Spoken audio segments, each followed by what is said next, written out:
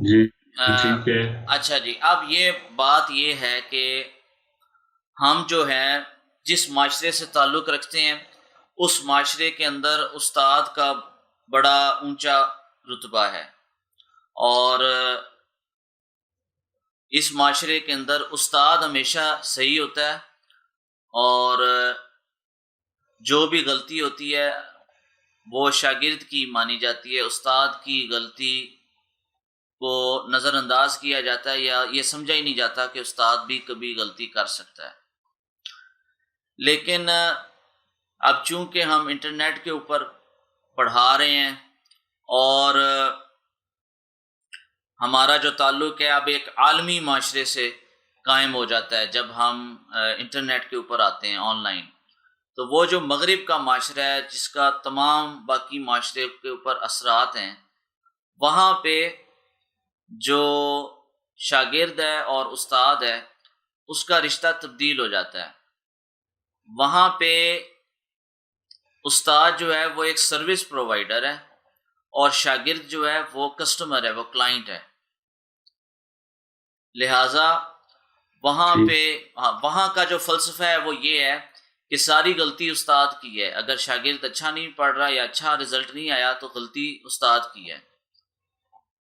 اچھا، اب چیز یہ ہے کہ یہاں پہ ہمارے معاشرے میں جو میں نے یہ چیز نوٹ کی ہے کہ اگر کسی استاد سے کوئی سوال پوچھ لیا جائے تو وہ عام طور پہ وہ غصے میں آ جاتا ہے۔ اس میں ہر قسم کے ہر مزاج کے لوگ ہیں، لیکن عام طور پہ میں نے یہ دیکھا ہے ہمارے ایون اسکول کالج کے اندر بھی جو سوال پوچھنا ہے اس کی حوصلہ شکنی کی جاتی ہے، اس کو ڈسکریج کیا جاتا ہے۔ لیکن اس معاشرے کے اندر وہ سوال پوچھتے ہیں، وہاں پہ سوچ بچار کرنے والے، غور و فکر کرنے والے جو لوگ ہیں ان کو پیدا کیا جاتا ہے، یا یوں کہہ لیں کہ ان کی ٹریننگ ایسے دی جاتی ہے کہ وہ ہر چیز کو تنقیدی نظر سے دیکھتے ہیں، اس کی عادت ان کے اندر ڈلتی ہے۔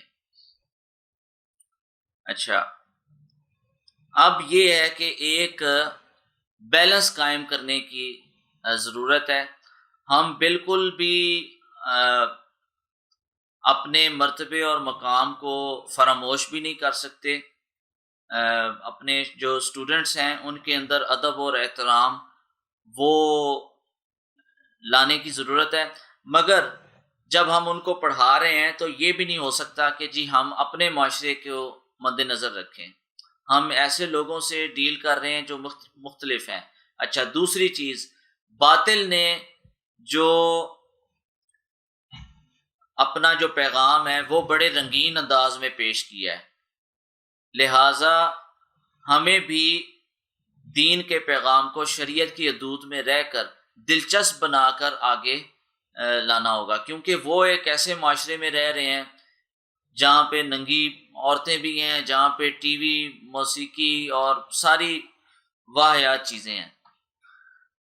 تو اگر ہم بالکل سنجیدہ ہو کے چلیں گے تو اس میں مسئلہ ہوگا۔ اچھا، ایک اور چیز جو میں نے نوٹ کی ہے کہ جو کہ بڑی امپورٹنٹ ہے، ہم ایک ایسے لوگوں کے ساتھ بات چیت کر رہے ہیں اور ایسے لوگوں کو سکھا رہے ہیں جو عربی اور اردو وغیرہ نہیں جانتے، ایون ہمارے معاشرے کے لوگ بھی عربی نہیں جانتے، لہٰذا تجوید سکھاتے وقت یا کوئی بھی چیز سکھاتے وقت عربی اصطلاحات کا استعمال کم سے کم کیا جائے، اور انگریزی کے جو الفاظ ہیں جو اس سے ملتے جلتے ہیں اور جو کانسیپٹ سمجھانے کے لیے، وہ ان کا استعمال جو ہے زیادہ کیا جائے، جس حد تک بھی ہم اجتناب کر سکیں عربی اصطلاحات سے اس حد تک اجتناب کیا جائے، تاکہ کیونکہ جس بندے کو ہم نے دعوت دینی ہے ہم اس کی زبان میں دعوت دیں گے تو اس کے اثرات ہوں گے۔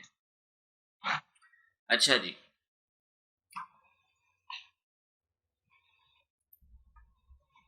اب ہماری جو پہلی ٹھیک ہے، سمجھ جی آ رہی ہے مجھے آپ کی بات۔ جی جی اچھا، اب ہماری جو پہلی کلاس ہے اس کے اندر ہم نے اپنا تعارف کرانا ہے بچے کے ساتھ اب ہماری جو پہلی کلاس ہے اس کا مقصد یہ ہو کہ ہم نے برف پگھلانی ہے، یعنی ہمارے اور شاگرد کے درمیان جو جھجک ہے اس جھجک کو ہم نے دور کرنے کی کوشش کرنی ہے، اس کے ساتھ تھوڑا اچھے طریقے سے اچھے انداز میں بات کرنی ہے. تو السلام علیکم کہہ کے بچے کا نام وغیرہ پوچھنا ہے، پھر ہاؤ آر یو، آگے وعلیکم السلام، فائن، تھینک یو. اوکے آگے، okay good, so how is your life going, یعنی زندگی کا معمول کیسا چل رہا ہے، زندگی کیسی جا رہی ہے، how is your life going. آگے وہ جواب دے گا جی I am fine thank you, how are you. اب بعض بچے شرمیلے ہوتے ہیں، وہ آگے سے جواب نہیں دیں گے، سوال نہیں پوچھیں گے. بعض بچے ذرا زیادہ بہادر ہوتے ہیں یا شرارتی ہوتے ہیں تو وہ یہ بھی پوچھ سکتا ہے ہاؤ آر یو. اکثر و بیشتر وہ پہلے دن نہیں پوچھیں گے، اور چھوٹے بچے ہوں گے تو وہ شرمیلے ہوں گے. الحمدللہ I am fine too, so how is your life going. تو یہ دو قسم کے جواب آ رہے ہیں.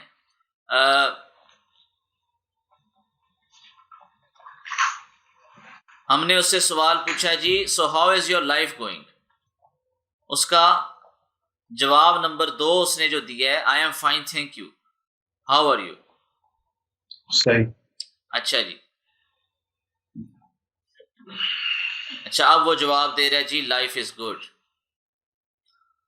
اچھا اب اگلا سوال ہم نے پوچھنا ہے کہ بھئی تم کون سی کلاس میں پڑھتے ہو. ماشاء اللہ، سو ان وچ گریڈ ڈو یو اسٹڈی. تو ہمارے ملک میں کلاس استعمال ہوتا ہے، کلاس 1 کلاس 2، وہاں پہ گریڈ استعمال ہوتا ہے، گریڈ 1 گریڈ 2 گریڈ 3.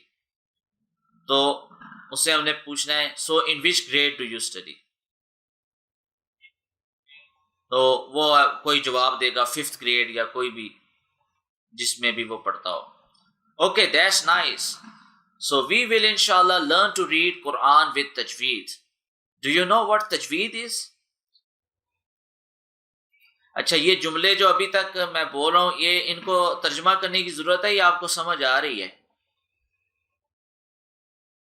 جی مجھے سمجھ آ رہی ہے. بس ٹھیک ہو گیا.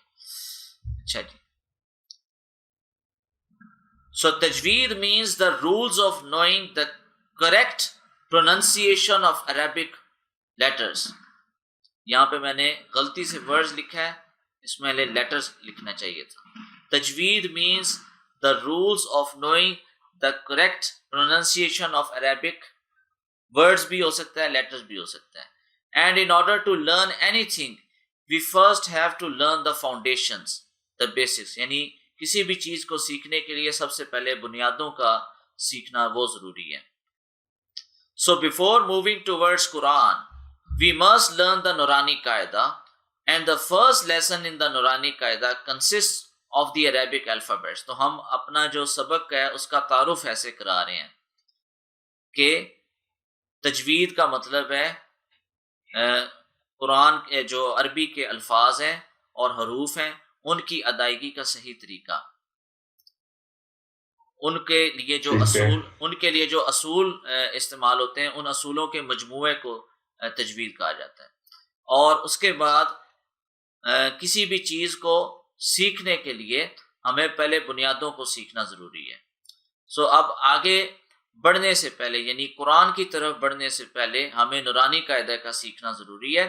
اور نورانی قاعدے کا جو پہلا سبق ہے وہ عربی کے جو حروف تہجی ہیں، عربک الفابیٹس، وہ ہیں. اچھا جی، اب یہ جو ڈایاگرام ہے یہ منہ کا نقشہ ہے اور اس کی مدد سے ہم نے اس کو مختلف پوزیشنز کا بتانا ہے کہ کون سا جو حرف ہے وہ کس جگہ سے ادا ہوگا.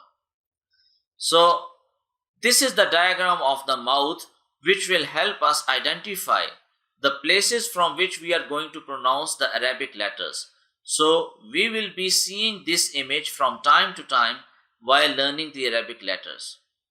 یعنی یہ جو ڈایاگرام ہے یہ منہ کا نقشہ ہے اور اس کی مدد سے ہم شناخت کریں گے کہ کون سی جگہ سے ہم نے عربی کے جو حروف ہیں وہ ادا کرنے ہیں، اور ہم اس تصویر کو وقتاً فوقتاً، ٹائم ٹو ٹائم کا مطلب ہے وقتاً فوقتاً دیکھیں گے عربی جو حروف ہیں ان کو سیکھتے وقت.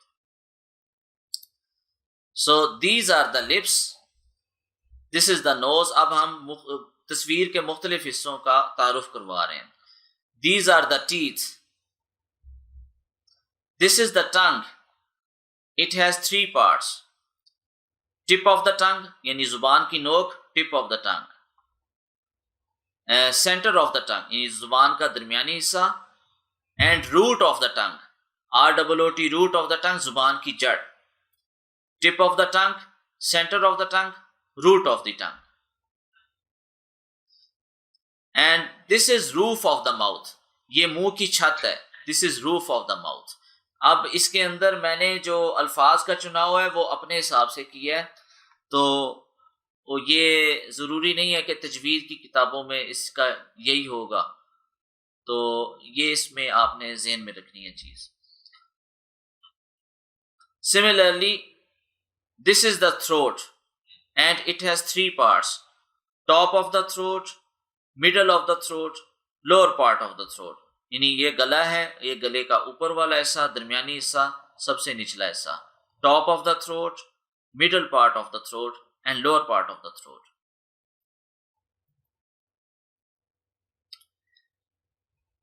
اچھا جی, ابھی تک جو ہے وہ آپ کو کلیئر ہوگی بات؟ جی کلیئر ہو رہی ہے, ٹھیک ہے جی. تو ابھی ہم نے جو ہے سرسری سا ایک تعارف کروا دیا اس تصویر کا.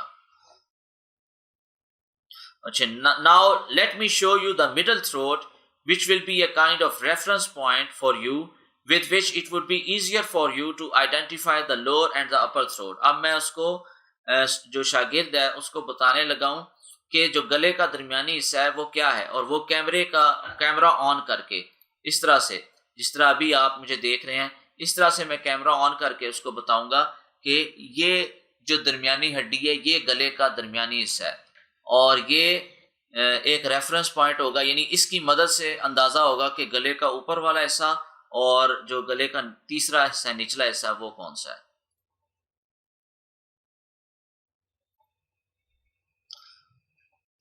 تو can you feel the bone?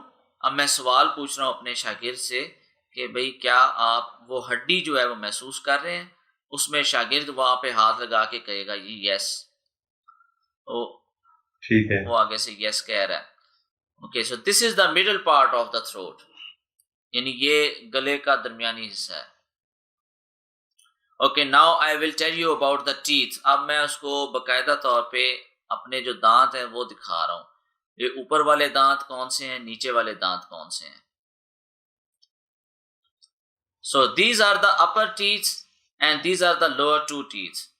We can call them the rabbit teeth.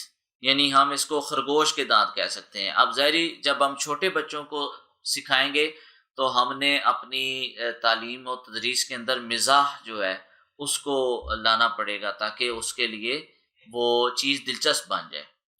تو ہم اس کو خرگوش کے دانت کہہ رہے ہیں, یہ جو 2 دانت ہیں.